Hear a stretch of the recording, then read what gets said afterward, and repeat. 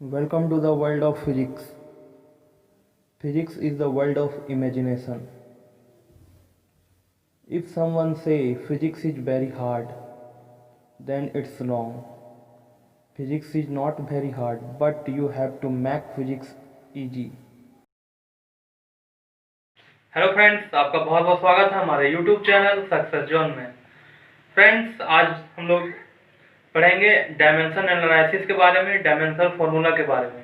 इससे पहले जो हमने 4 वीडियो देखे हैं, जो 4 क्लास हुआ 11 क्लास के लिए, वो सारा वीडियो हमारे प्लेलिस्ट में आपको मिल जाएगा। आप हमारे प्लेलिस्ट में जाके सर्च करके वहाँ से आप सारा वीडियो देख सकते हैं। उसके बाद आप यहाँ से आज के चैप्टर से कंटिन्यू कर सकते हैं। अगर आपने 11th का एक भी क्लास नहीं किया है तो आपको समझने में बहुत ही आसानी होगी। तो आज हम लोग पढ़ेंगे डायमेंशन के बारे में, डायमेंशन एनालिसिस। डायमेंशन क्या है? तो फ्रेंड्स, डायमेंशन पढ़ने से पहले हमने 7 फंडामेंटल क्वांटिटीज पढ़ी थी, वो आपको याद होनी चाहिए। इसीलिए मैंने कहा कि आपको प्लेलिस्ट में जाके वीडियो देखनी पड़ेगी। तो चलिए हम देखते हैं डायमेंशन क्या है। तो लिखते हैं एक छोटा डिफिनेशन डायमेंशन के बारे में। तो फ्रेंड्स, ये definition, the dimension of a physical quantity are the powers to which the base quantity are raised to represent a derived unit of the quantity. Means क्या हुआ, डायमेंशन की बेस किसी भी फिजिकल क्वांटिटी क्या है, जिस जो पावर से जो फंडामेंटल क्वांटिटी है वो रेज करता है डिराइव्ड क्वांटिटी के लिए। ऐसा तो आपको अगर समझ में नहीं आया तो जब हम इससे आगे बढ़ेंगे, जब हम एग्जांपल लेंगे, तब उससे हम डिटेल में क्लियर करते जाएंगे, आपको बहुत अच्छे से समझ में आएगा। कुछ चीज ऐसा होता है जो सिर्फ डेफिनेशन के सहारे आप नहीं समझ सकते हैं, उसके आगे जब एग्जांपल लेते हैं वो चीज आपको ज्यादा क्लियर होता है, बहुत अच्छे से। तो इसमें क्या, जो हमारा 7 फंडामेंटल क्वांटिटीज है उसको हम लोग 7 डायमेंशन के रूप में यूज करते हैं।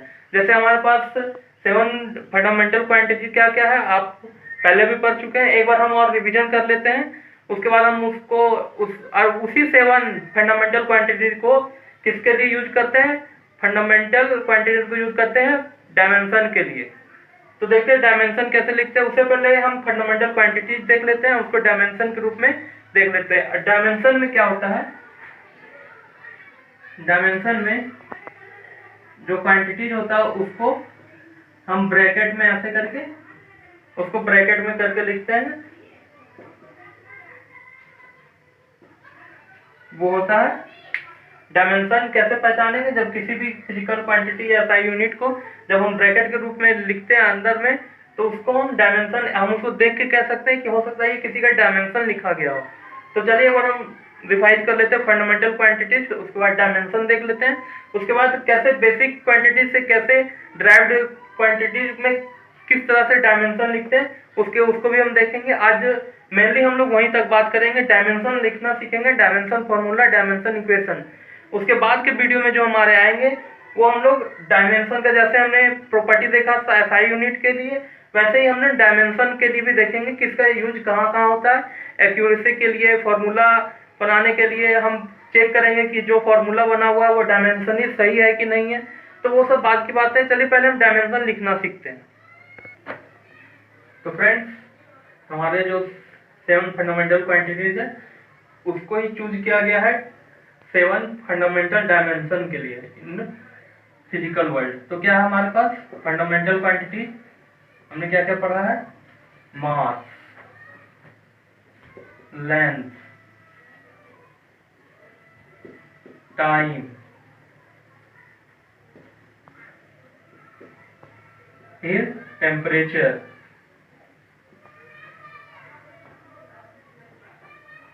उसके बाद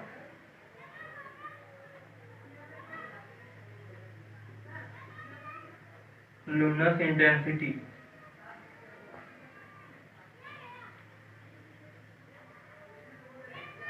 उसके बाद 6 में, अच्छा हमने पहले से कोई बात नहीं, फिर हमने पढ़ा है अमाउंट ऑफ सब्सटेंस,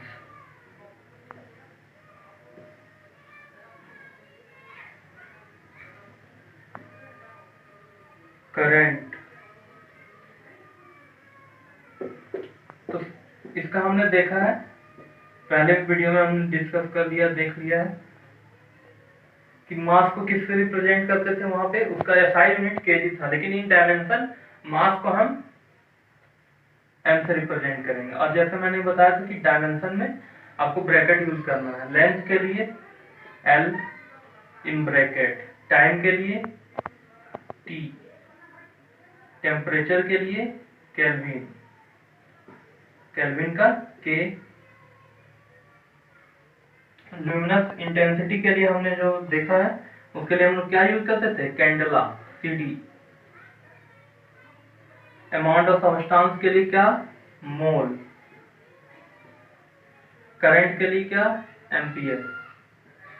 तो फ्रेंड अगर हम देखते हैं तो मास के लिए इन तीनों के लिए देखें यहाँ से, तो यहाँ से आपको थोड़ा चेंज लगेगा। मास के लिए आप एम यूज कर रहे हैं, लेंथ के लिए एल, टाइम के लिए टी। अगर ऐसा इसका फर्स्ट अगर अल्फाबेट हो जाए तो वैसे आप एम ऐसे याद रख सकते हैं, लेकिन the term of temperature, luminous intensity, amount of substance, current, इनके टर्म में क्या है, जो इनका एसआई यूनिट है उन्हीं के द्वारा डायरेक्ट हम रिप्रेजेंट करते हैं डायमेंशनल के बारे में, डायमेंशन के बारे में। और यहाँ आपको ये याद, ऐसे तो इसका अगर मास का जो एसआई यूनिट देखा जाए तो ये तो केजी है, लेंथ का मीटर है, टाइम का सेकेंड है। यहाँ आपको थोड़ा सा वेरिएशन मिलेगा, यहाँ आपको कुछ चीज याद रखना है। ये हमारे जो तीन जो बेसिक फंडामेंटल क्वांटिटीज से भी बेसिक कॉन्सेप्ट था जो हमने आपको पढ़ाया था, concept of mass, concept of length, concept of time. ये जो तीनों बेसिक क्वांटिटीज है इसके लिए आपको याद रखना पड़ेगा कि ये इसका एसआई यूनिट से इसका जो डायमेंशन है वो नहीं लिखा जाता, वो इसके लिए आपको टर्म याद ही रखना पड़ेगा। मास के लिए एम, लेंथ के लिए एल और टाइम के लिए टी यूज होता है। बाकी बात इसका एसआई यूनिट याद है, इन चार क्वांटिटीज का आपको यही है, इसका डायमेंशन में भी यूज होता है। तो चलिए अगर हम जो हमें आपने डिफिनेशन देखा था डायमेंशन का, उससे आगे हम बात करते हैं।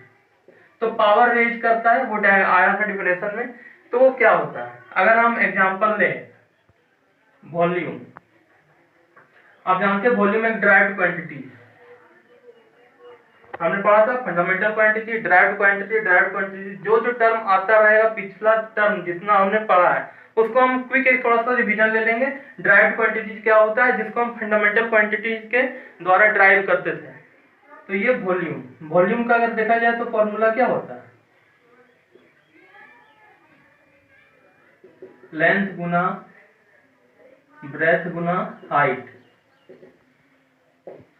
लेकिन ये तीनों है क्या, ये तीनों तो लेंथ के ही टर्म में है। लेंथ को तो खैर लेंथ है ही, ब्रेथ को हम लोग कैसे मापते हैं, इसको भी हम लंबाई के टर्म में ही नापते हैं। अगर हमारे पास लेंथ ब्रेथ इस तरह का है तो कैसे हम मापते हैं, दोनों तो लंबाई के ही टर्म में मापते हैं ना। ब्रेथ अगर हम नापते हैं तो वो भी तो कहीं ना कहीं डायरेक्टली भी देखा जाए तो वो क्या है, बस और बस लंबाई ही है। उसी तरह हाइट भी क्या है, हाइट भी हम मापते हैं किस टर्म में, लंबाई के ही टर्म में मापते हैं। उसे तो हम केजी के टर्म में नहीं मापते हैं। तो ये एल, तो इसका अगर देखा जाए डायमेंशन तो क्या हो गया, इसका पावर रेज कर गया, एल टू द पावर कितना हो गया, क्यू। इसको जब हम डायमेंशन फॉर्मूला के टर्म में लिखेंगे तो ये तीनों बेसिक क्वांटिटीज को आपको डायमेंशन में यूज करना ही करना है। तो यहाँ m का टर्म है क्या, यहाँ m का टर्म नहीं है, तो m0। l का टर्म है, हाँ l का पावर कितना है 3। t का टर्म है यहाँ नहीं है, t का पावर 0। ये क्या हो गया, डायमेंशन फॉर्मूला हो गया किसका, वॉल्यूम का। यही अगर हम इसको ऐसे लिखते हैं, v अंडर ब्रैकेट जो वॉल्यूम का नोटेशन है, उसके बाद इसी चीज को m to the power 0, l to the power 3, t to the power 0, ऐसे जब इक्वेशन के टर्म में लिखते हैं तो इसको हम बोलते हैं डायमेंशनल इक्वेशन। इस टाइप के क्वेश्चन आपको बहुत सारे मिलेंगे कंपटीशन के भी एग्जाम में। आपको 12th के एग्जाम में जितने जो टिक करने का ऑब्जेक्टिव क्वेश्चन आते हैं उसमें ये सब क्वेश्चन आपको डायरेक्टली एक दो पूछे जाने ही है। और अगर यही बात की जाए हायर कंपटीशन लेवल में तो आपको वहां भी ये क्वेश्चन आपको देखने को मिलेगा। तो हम ऐसा करेंगे कि हम इसके बाद जितने चैप्टर पढ़ते जाएंगे उसमें जितने भी टर्म फिजिकल टर्म आएंगे, फिजिकल क्वांटिटी आएंगे, हम उसका सभी का डायमेंशन उसमें साथ ही साथ लिखते चले जाएंगे। अभी कुछ डायमेंशन में फॉर्मूला हम करवाएंगे सभी से रिलेटेड, नॉन मैकेनिकल से मैकेनिकल से, तो चलिए हम ये तो अभी आपने वॉल्यूम का देखा, इसी तरह हम और बहुत सारे फिजिकल क्वांटिटीज का डायमेंशनल फॉर्मूला ड्राइव करेंगे। वैसे तो देखिएगा तो आपको बहुत हार्ड लगेगा। आप जब वॉल्यूम को देखते हैं तो वॉल्यूम से ऐसे मास का क्या है, मास का अगर डायमेंशनल फॉर्मूला देखें तो m डायरेक्ट आपको दिख रहा है, लेकिन आता अरे वॉल्यूम आ गया, वॉल्यूम को हम कैसे चेंज करेंगे? तो वॉल्यूम तो ड्राइव यूनिट है, ये तो फिर फंडामेंटल क्वांटिटी से ही ड्राइव हुआ ना, तो हम इसको तोड़ते जाएंगे लेंथ ब्रेथ हाइट में। फिर लेंथ को हम टर्म में यूज करेंगे तो लेंथ लेंथ के टर्म में यूज होता है। ब्रेथ जो चौड़ाई है वो भी कहीं ना कहीं लेंथ के टर्म में यूज होता है, उसको लंबाई से ही मापते हैं। हाइट को है उसको भी हम लंबाई से मापते हैं। तो ये तीनों एल एल एल तीनों लेंथ के टर्म में आ गया, और एल का लेंथ का पावर क्या हुआ, वॉल्यूम में इंक्रीज कर गया। वैसे भी डायमेंशन अगर वॉल्यूम में मापा जाए, इन डायमेंशन क्या होता है, तो वैसे भी हम तीन टर्म से मापते हैं, तीन डायमेंशन का यूज कर रहे हैं, लंबाई चौड़ाई, उसी तरह करके हम यहां से निकालते हैं। तीन टर्म यूज किए हमने यहाँ, एल एल एल तीनों एल का टर्म में आया, एल इंक्रीज कर गया, एल का पावर कितना हो गया, एल का पावर 3 हो गया। इसका डायमेंशन फॉर्मूला अगर हम डायमेंशनल रूप में हम लिखेंगे तो कैसे लिख सकते हैं, m0 l to the power 3 t0 means क्या है, यहाँ m का तो यहाँ कोई जरूरत नहीं है इसलिए m0 है, l का तो है, l का पावर 3 है, t का कुछ नहीं है, t का पावर 0 है। ये कंप्लीट तरीका हो गया डायमेंशनल इक्वेशन लिखने का। तो और देखते हैं हम और बहुत से सारे फिजिकल क्वांटिटी का हम डायमेंशनल इक्वेशन देखते हैं वो क्या होता है। तो फ्रेंड्स देखते हैं हम और फिजिकल क्वांटिटी के बारे में, कुछ और एग्जांपल लेते हैं। आप सोच सकते हैं जितने फिजिकल क्वांटिटी है, सभी फिजिकल क्वांटिटी का डायमेंशन इक्वेशन होता है तो कितने सारे होंगे। हम कुछ बेसिक डिस्कस करेंगे, उसके बाद अगले वीडियो में हम इससे रिलेटेड न्यूमेरिकल बनाएंगे, इससे और ज्यादा। जहां तक आज हम डायमेंशन इक्वेशन जितने फिजिकल क्वांटिटी का डिस्कस करके छोड़ेंगे, उससे आगे जो इम्पोर्टेंट होगा एग्जाम में आने लायक, जो थोड़ा टफ होगा, हम उसको बताएंगे अगले वीडियो में।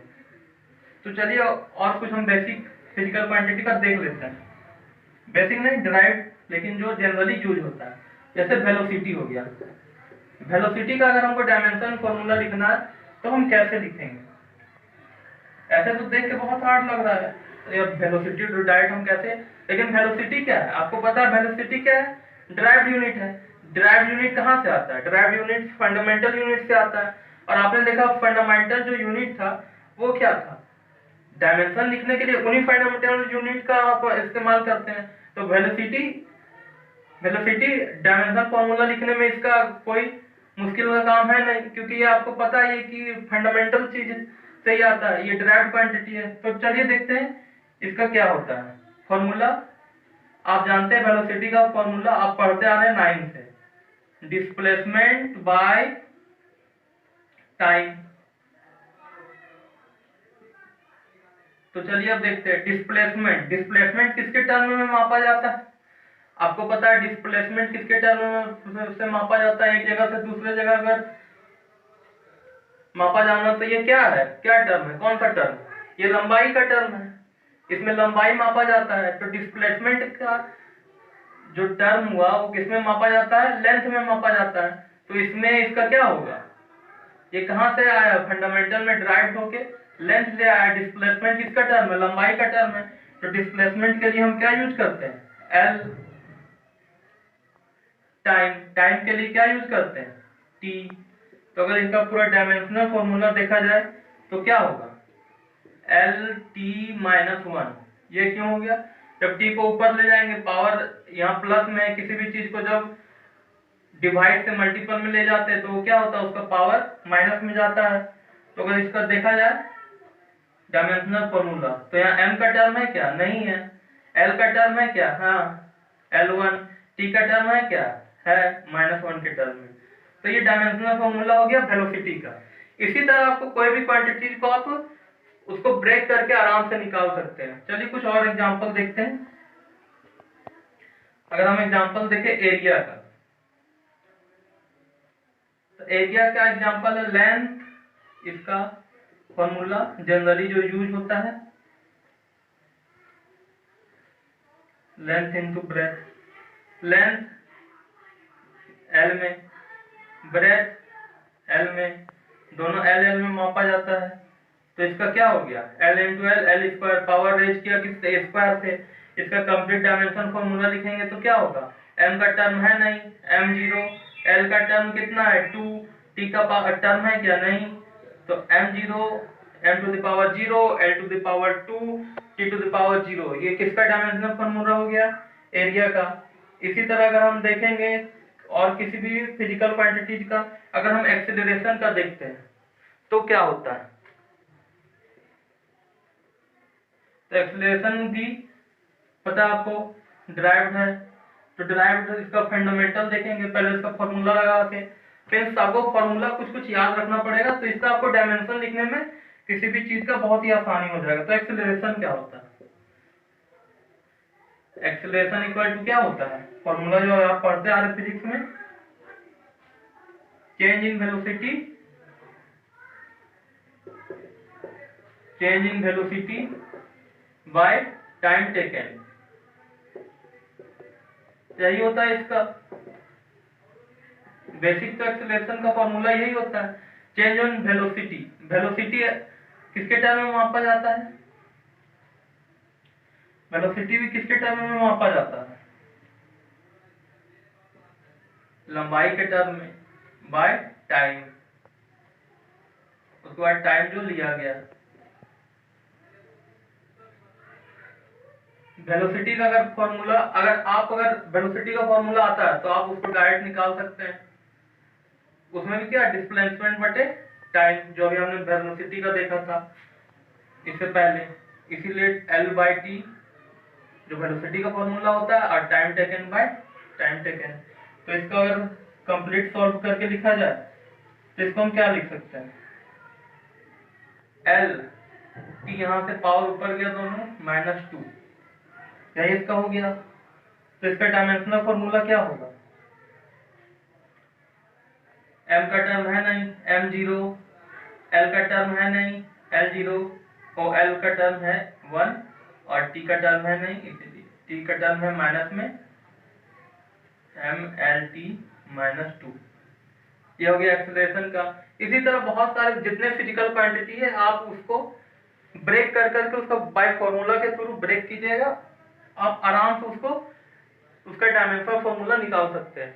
तो फ्रेंड्स, ये था हमारा आज बेसिक क्लास डायमेंशन के बारे में, इसमें हमने देखा कुछ फिजिकल क्वांटिटी के बारे में। इससे आगे हम पढ़ेंगे अगले क्लास में, अगले वीडियो में। तो फ्रेंड्स, आज का क्लास आपको कैसा लगा, इससे रिलेटेड कुछ भी क्वेरी हो आपके मन में तो आप हमें कमेंट बॉक्स में कमेंट करके पूछ सकते हैं।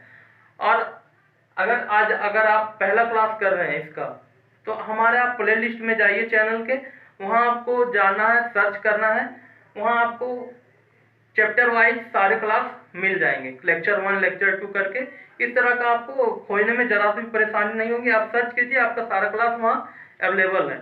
तो फ्रेंड्स, हमारे चैनल को शेयर करते रहिए, सब्सक्राइब करते रहिए, घर में रहिए। जय हिंद।